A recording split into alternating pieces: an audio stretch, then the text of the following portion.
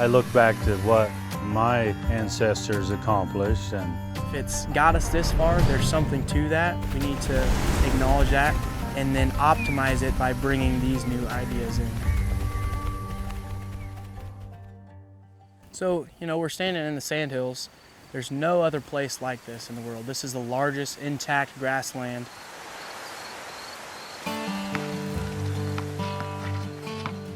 I'm Robert L. Jones, grandson on this Diamond Bar Ranch company, established in 1901.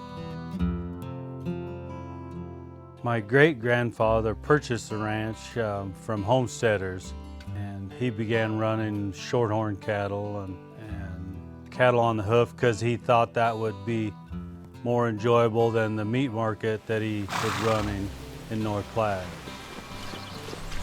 But he always dealt with a lot of horses. And so with the cattle and horses, he was able to make the workings of the ranch go, putting up hay. We're a traditional type hay ranch.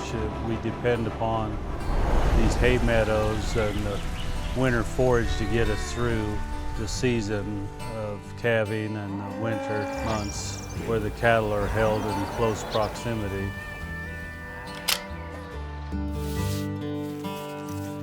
Our crop acres, mostly corn and alfalfa, are just intermingled with our areas of range so that we can utilize those acres before we start feeding hay so much. And we always try to keep our shelter belts in place, utilize everything. The rangeland here is native Sandhills Prairie, located in Logan County. They have a great stand of native, diverse grasses. They've got native warm seasons, cool seasons, all the grassland species you would expect to see, along with forbs and shrubs, tall, mid, short grasses. The rangeland here is in exceptional condition. One summer with the NRCS, we moved cattle 50 different times as part of our rotational grazing plan. You can more intensively graze an area and move on, and then it's able to, send its roots deeper into the ground. And then when a drought comes, it can just reach that much more water. More intensively managing the land, so we'll be set up for the future, is what really helps. And we can just gain so much more from the land. If we push it in a way, it'll give us more back in the future.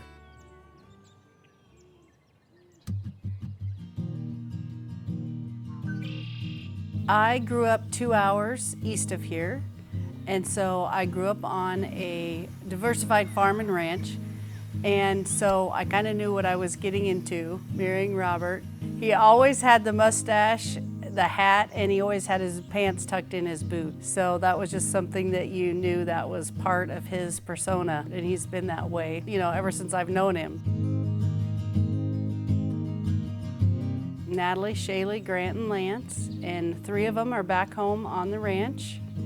And Lance is a junior at UNL. I'm the youngest.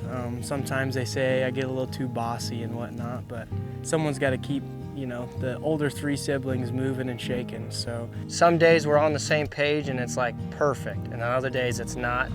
Some days it's like we're not on the same page, but somehow we find a way to make everything work. Sometimes we have our little brawls and quarrels. We really do enjoy every day on the ranch together, and it's always fun. We're all excited to get up and do the same thing the next day. We do everything together from the time we get up, from the time that we, end the day. So it's just really cool to just have that close of a connection with everyone and do everything so closely intertwined. We've used NRCS or FSA for many years. So the Jones family has worked with NRCS across multiple generations, which has resulted in a really strong working relationship with NRCS and mutual conservation goals across their entire operation, whether that's been on livestock water development, cross fences, their windbreaks for livestock shelter, shrub thickets for wildlife habitat, irrigation practices that have resulted in conservation. Mostly the water that we provide for our cattle is pumped by windmills. And these windmills produce the water that these cows can drink.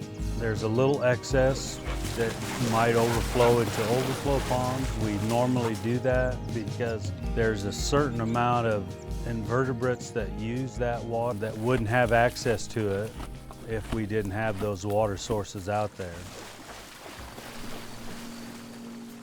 Oh, we are so honored to be able to receive the Leopold Award. It surprised us because my daughter made the application.